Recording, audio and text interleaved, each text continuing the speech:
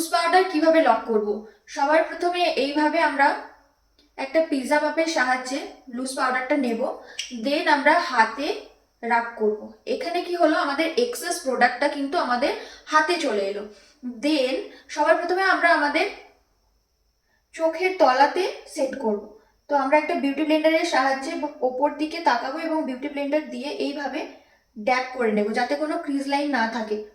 দেন আমরা ওই পিৎজা পাপটা দিয়ে সেট করব। তাহলে কিন্তু আমাদের যে প্রবলেমটা হয়ে থাকে ক্রিজ লাইন পড়া আইলিডের নিচে, এটা কিন্তু হবে না। ওই হাত থেকে নেব, দেন পুরো ফেসে এভাবে লক করব। সেম প্রসেস আমরা অন্য সাইডেও করব। দেখো আমি দেখাচ্ছি এখানে পাউডার লক করার পরে, কিন্তু সেম প্রসেসটাই যদি আমি পাউডার লকের আগে করতাম তাহলে কিন্তু আমার ছাবলা ছাবলা হয়ে সমস্ত প্রোডাক্ট উঠে আসতো। তাই হলো পাউডার লক করার মেন উদ্দেশ্য। পাউডার লক না করলে কোনোভাবেই মেকআপ টিকবে না।